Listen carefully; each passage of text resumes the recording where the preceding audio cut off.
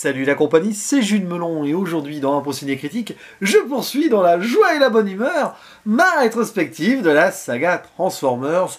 À raison d'un volet par mois environ, j'en arrive ici au troisième, Transformers 3, la face cachée de la Lune, ou en version originale, Dark of the Moon, non pas Dark Side of the Moon, Dark of the Moon, pas Bark at the Moon, hein, une chanson de Ozzy Osbourne, non, là je diverge, je digresse, mais évidemment toujours réalisé par Michael fucking Bay, yeah, well, motherfucker, yeah, explosion in your face. Science-fiction, gros monstre robot et tout, évidemment, comme dans les deux précédents. Et au casting, nous retrouvons, comme dans les deux précédents, Shia LaBeouf, Josh Duhamel, Tyrese Gibson, John Turturro. Et non, il n'y a plus Megan Fox. Non, elle est remplacée par une certaine Rosie Huntington-Whiteley. Il y a des apparitions aussi de guest stars là, qui débarquent comme Patrick Dempsey. Oui, il y a Kevin Dunn et Julie White qui reviennent dans le rôle des parents relous là. Sinon, il y a aussi Frances McDormand. Qu'est-ce qu'elle vient faire là? John Malkovich. Mais qu'est-ce qu'il vient faire là? Et Buzz Aldrin, oui, vous savez, l'astronaute qui est allé sur la Lune avec Neil Armstrong et tout, qui vient jouer son propre rôle en caméo. Oh là là. Et vous me voyez là, je suis en roue libre. Eh bien, le film l'est aussi, hein, avouons-le. On retrouve les aventures de Sam, hein, cet humain qui n'a rien d'un héros, mais qui est devenu héros un peu malgré lui, depuis qu'il est tombé sur ses Autobots, dont Bumblebee, son gardien, etc., ces créatures venues de l'espace en mode mécanique robot géant qui font la guerre aux Decepticons, hein, depuis qu'ils avaient fait la guerre sur leur planète, maintenant ils viennent faire la guerre sur la Terre, et forcément ils se mettent sur la tête depuis le premier, et là ça va repartir, et on va récupérer une autre entité, certain Sentinel Prime, qui est un petit peu le prédécesseur en tant que boss des Autobots de Optimus Prime. Comment j'ai pu faire pour retenir cela, moi? Bref, je crois que c'est ça, hein. Si je fais des erreurs, ne vous inquiétez pas, c'est normal. Et la Sentinel Prime sur la Lune, hop, il va arriver sur la Terre, il est très demandé, il y a des histoires de piliers à réunir, parce que, attention, oh là là, et oui, il faut dominer la planète Terre maintenant, notamment les Decepticons qui veulent coloniser sur place, parce que c'est comme ça. Et donc Sam, qui veut vivre sa vie normalement, bah non, il peut pas, il va encore revenir, comme dans le 2, sur le devant de la scène malgré lui, avec les gens de l'armée américaine, et puis plein de gens. Oh là là, ouais. Bon, je fais peut-être le bruit d'un Autobot ou d'un Decepticon, là.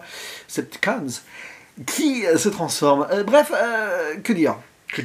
Bon, vous l'avez compris, hein, les deux premiers, j'avais pas spécialement apprécié, si vous avez suivi mes vidéos dessus. Bon, c'est pas mon univers, mais je me suis lancé ce défi, comme ça, parce qu'il y en a un qui sort au cinéma bientôt.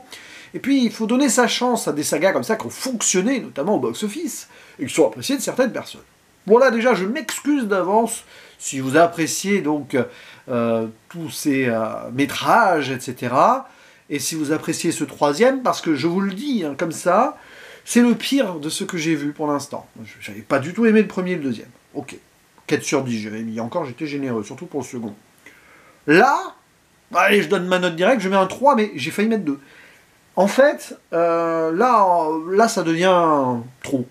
Mais, vous allez me dire, Michael Bay, etc., blockbuster, il faut poser son cerveau. Mais en fait, le cerveau, dans ce film, vaut mieux pas essayer de le faire fonctionner, parce que moi j'essaye de comprendre quand même, parce que je m'intéresse un minimum à ce que je regarde, même si sur le papier c'est pas mon genre.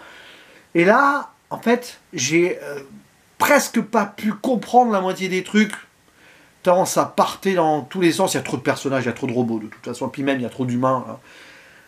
Enfin, je comprends les grandes lignes, hein, j'ai fait le résumé au début, à un moment il y a pris des histoires de trahison, et puis oui, on reste fidèles aux humains, nous les Autobots, parce que c'est comme ça, mais etc., on défend la liberté et tout, avec le discours un peu patriotique américain en mode allégorie globale, là, ok, ça va pas changer ça.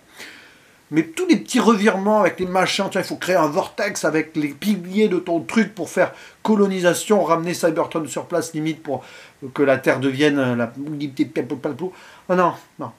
Non, et le problème c'est que j'essaye de connecter les trucs, mais la mise en scène et la façon dont c'est narré, le récit global, ne te permet pas de pouvoir assimiler l'ensemble de façon naturelle afin de profiter d'un film.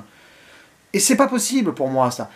Pourtant, voilà, je vais prendre un grand plaisir des fois à me perdre dans des théories ou laisser mon cerveau s'imprégner d'œuvres complexes, comme, je sais pas moi, des films de Bergman, Dupieux, Lynch, grosso modo au hasard. Hein. Mais là, non, c'est pas possible. C'est un truc qui se veut compliqué, c'est pas complexe. Parce que c'est anarchique, c'est le bazar dans l'écriture. Et ça ne fait pas l'effort, en plus, de faire semblant. Alors vous allez me dire, oui, c'est sûrement assumé. Mais quand même, t'as tout un truc là qui pourrait devenir très intéressant sur le procédé. Il y a quand même un lore, quoi, derrière. Il y avait des prémices de belles choses dans les premiers. Mais là, t'as l'impression d'avoir une redite, en fait, des films précédents, surtout du précédent, avec un autre truc. Tiens, maintenant, il y a un machin sur la Lune, avant c'était en Antarctique, je sais plus. C'est bizarre, quoi. On a l'impression qu'on a posé des artefacts à droite à gauche et qu'on va les réveiller à chaque film pour pouvoir justifier un pseudo-scénario, une autre menace au-delà de la menace.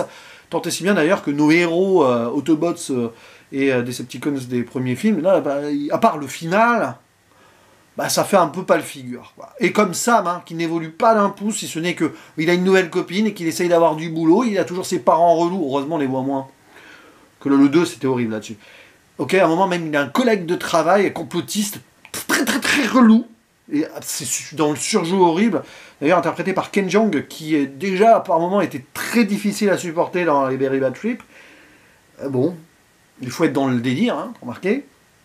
Ah non, voilà. Et puis bon, bah, sur les effets spéciaux, les boum boum, crash, poursuite, tout ça, il y a des moments où c'est juste pas possible en fait. Je veux bien hein, que ça soit spectaculaire, mais c'est illisible par moments. Il y a trop de cuts, il y a trop de choses. On ne se pose pas pour justifier la grandeur et en profiter vraiment.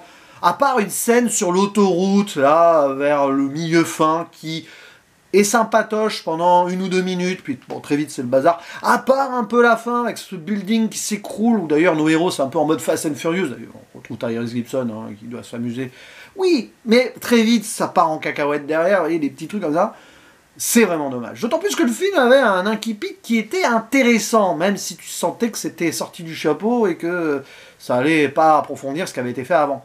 L'image de Sam, donc, avec l'histoire de son grand-père et tout ça, hop, c'est oublié. Son destin potentiel, non, oublié, ne cherchez pas, il n'y a rien.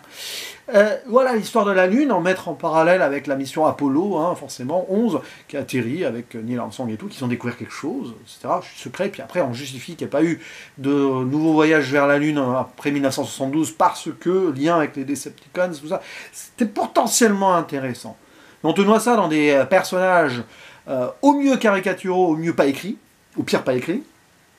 Notamment celui de Patrick Dempsey, enfin... Et on patauge. Puis on passe dans l'un à l'autre, là, Frances McDormand, dis donc, elle qui a fait de très grands films ces dernières années, là c'est chaud, quoi. C'est très chaud. C'est très chaud, très chaud. Et voilà, on passe d'un truc à l'autre, on ressort nos gars de l'armée, là, l'autre qui était à la retraite mais qui revient, là, donc Tyrese Gibson... Josh Duhamel, toujours aussi insipide, hein, 3e film où son personnage est là, c'est tellement lisse que on va dire qu'il se dissout clairement dans le vide, tout simplement. Bref, vous l'avez compris, ce Transformers 3, pour moi, ça a été quand même une belle souffrance par moment. J'ai trouvé le temps excessivement long, je l'ai vu en 3 fois, 3 fois et demi, on va dire. Et c'est dommage, parce que bon, je veux bien, je suis pas le public cible, ça je l'ai compris dès le premier, mais je me suis dit, on va continuer quand même. Mais il y avait du potentiel derrière, et on essaye de créer des trucs, mais en fait, là, t'as l'impression d'avoir un film, celui d'après, il n'y a pas de cohérence. Alors, entre le premier et le 2, à la rigueur un peu, mais là, le 3e, c'est la catastrophe. Je parle même pas des acteurs, actrices. Enfin, John Turturro, le pauvre, bah, il est dans la lignée d'avant, mais même là, il sert encore à rien, en fait. Enfin, il sert plus à rien que dans le 2. J'ai l'impression que tous les personnages dans ce film ne servent à rien. Voilà. C'est terrible, même les robots. À part donc Sentinel Prime qui débarque, mais voilà, les changements comme ça, oh là là. Bref. À la fin, à la rigueur, entendre des trucs. La musique est sympa, hein, toujours. Hein. Bon générique aussi, il y a du Linkin Park, du Paramore à la fin. Ok, bon. La compo par-dessus par moment, mais en fait, ça, on devient maladroit parce qu'on essaie de faire tirer les larmes à la fin, parce que le lien entre Sam et Bumblebee, oui, à 3-4 fois dans le film, on sent le lien entre les deux, mais...